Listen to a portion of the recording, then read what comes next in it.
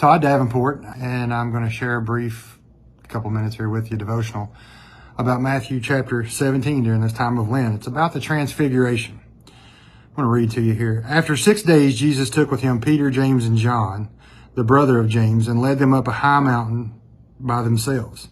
There he was transfigured before them. His face shone like the sun, and his clothes became as white as light. Just then there appeared before them Moses and Elijah talking with Jesus. Peter said to Jesus, "Lord, it is good for us to be here. If you wish, I will put up these 3 shelters, one for you, one for Moses, and one for Elijah." While he was still speaking, a bright cloud covered them, and a voice from the cloud said, "This is my son, whom I love.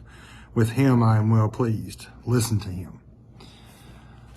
A few years ago, I was in the Mayo Clinic, and I was going into a long, tough surgery, and I was very scared. You know, the human me was very nervous. I didn't know for sure that I would come through it. I was very doubtful.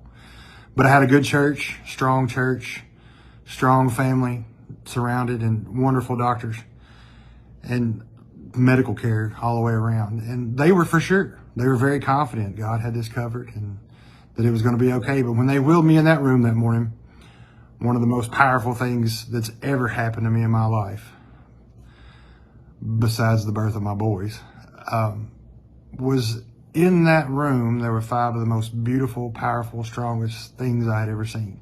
And I say things, I know they were angels, but that word doesn't even seem strong enough sometimes for what I saw. But they were there. And of course, immediately I was nervous. I thought, oh my gosh, here's my ride. You know, my time's up and it's time to go. They're here to pick me up. But it was a totally different reason. They were there to protect. They were there to guide. They were there to watch and make sure that this went perfect.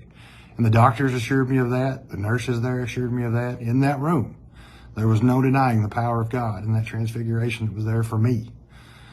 Now, if God will show up for an imperfect sinner like me, who makes mistakes every day, I've made mistakes this morning and I'll make mistakes this afternoon, but I try to do better. If God will show up and he's there for me, God is there for all of us. He knows us. He knows the hairs on our heads. But know that, and know that in times of trouble and in times of darkness and in times of need, God is there.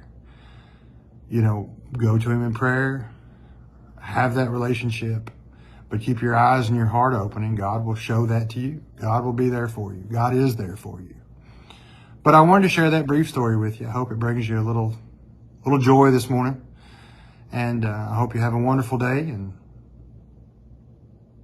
everything just goes great for you. Thank you.